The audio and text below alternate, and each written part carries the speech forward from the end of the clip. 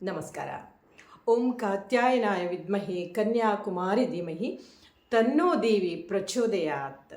ಇವತ್ತು ನವರಾತ್ರಿಯ 6ನೇ ದಿನದಲ್ಲಿ ದೇವಿ ಕಾತ್ಯಾಯನಿ ದೇವಿಯನ್ನು ಪ್ರಾರ್ಥನೆ ಮಾಡ್ತೇವೆ.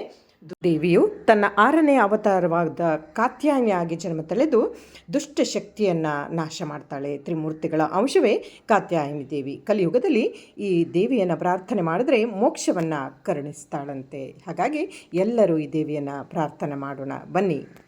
ಇವತ್ತಿನ ಬಣ್ಣ ಕೆಂಪು. ಆಕೆಗೆ ಕೆಂಪು ಕುಂಕುಮ ಅಂದರೆ ಬಹಳ ಇಷ್ಟ.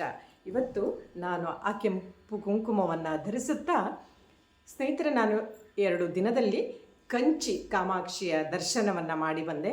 ಅಲ್ಲಿ ಕುಂಕುಮ ಪವಿತ್ರವಾದ ಒಂದು ದ್ರವ್ಯ. ಅಲ್ಲಿ ಆ ದೇವಿಗೆ ಕುಂಕುಮದೇ ಅಭಿಷೇಕವನ್ನು ಮಾಡ್ತಾರೆ.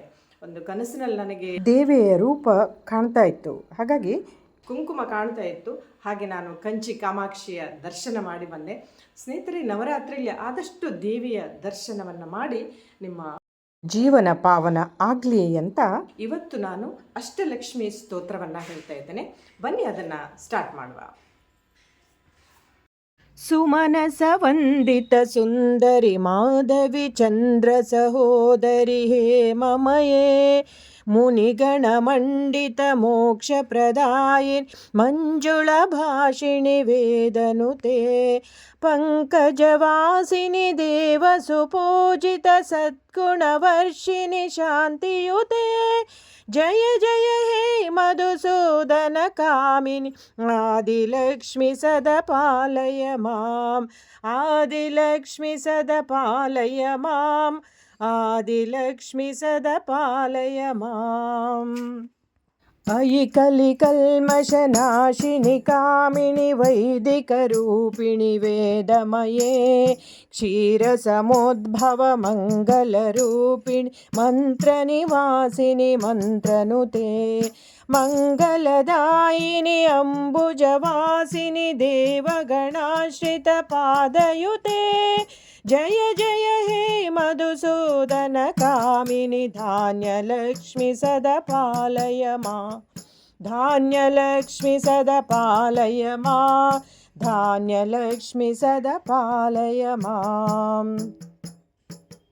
ಜಯ ವರವರ್ಷಿಣಿ ವೈಷ್ಣವಿ ಭಾರ್ಗವಿ ಮಂತ್ರಸ್ವರೂಪಿಣಿ ಮಂತ್ರಮಯೇ ಸುರಗಣ ಪೂಜಿತ ಶೀಘ್ರ ಫಲಪ್ರದ ಜ್ಞಾನ ವಿಕಾಸಿನಿ ಶಾಸ್ತ್ರನುತೆ ಭವಭಯಹಾರಿಣಿ ಪಾಪ ವಿಮೋಚಿನಿ ಸಾಧು ಜನಾಶ್ರಿತ ಪಾದಯುತೆ ಜಯ ಜಯ ಹೇ ಮಧುಸೂದನ ಕಾಮಿನಿ ಧೈರ್ಯಲಕ್ಷ್ಮಿ ಸದಾ ಪಾಲಯ ಮಾಂ.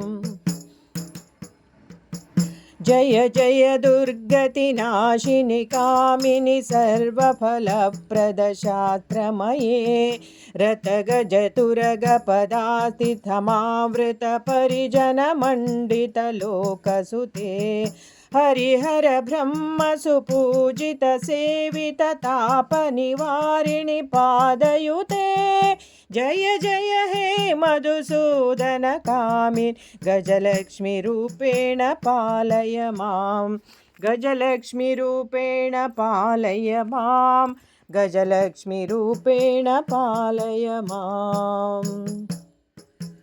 ಐ ಖಗವಾಹಿನಿ ಮೋಹಿನಿ ಚಕ್ರಿಣಿ ರಾಗವಿವರ್ಧಿನಿ ಜ್ಞಾನಮಯೇ ಗುಣಗಣವಾರಿಧಿ ಲೋಕಹಿತೈಷಿಣಿ ಸ್ವರಸುಪ್ರಭೂಷಿತ ಗಾನಸುತೆ ಸಕಲ ಸುರಾಸುರ ದೇವ ಮುನೀಶ್ವರ ಮಾನವ ವಂದಿತ ಪಾದಯುತೆ ಜಯ ಜಯ ಹೇ ಮಧುಸೂದನ ಕಾಮಿ ಸಂತಾನ ಲಕ್ಷ್ಮಿ ತ್ವಂ ಪಾಲಯ ಮಾಂ. ಜಯ ಕಮಲಾಸಿನಿ ಸದ್ಗುಣದಾಯಿನಿ ಜ್ಞಾನ ವಿಕಾಸಿನಿ ಜ್ಞಾನಮಯೇ ಅನುದಿನಮರ್ಚಿತ ಕುಂಕುಮಧೂಸುರಭೂಷಿತ ವಾಸಿತ ವಾದ್ಯನುತೆ ಕನಕಧಾರ ಸ್ತುತಿ ವೈಭವ ವಂದಿತ ಶಂಕರ ದೇಶಿಕ ಮಾನ್ಯ ಪದೇ ಜಯ ಜಯ ಹೇ ಮಧುಸೂದನ ಕಾಮಿನಿ ವಿಜಯಲಕ್ಷ್ಮಿ ಸದಾ ಪಾಲಯ ಮಾಂ विजयलक्ष्मी सदा पालय मां विजयलक्ष्मी सदा पालय माम् प्रणतसुरेश्वरि भारति भार्गवि शोकविनाशिनि रत्नमये मणिमयभूषितकर्णविभूषण शान्तिसमावृतहास्यमुखे नमनिधिदायिनि कलिकलहारिणि कामितफलप्रदहस्तयुते जय जय हे मधुसूदन कामिनि विद्यालक्ष्मी सदा पालय मां विद्यालक्ष्मी सदा पालय मां विद्यालक्ष्मी सदा पालय माम्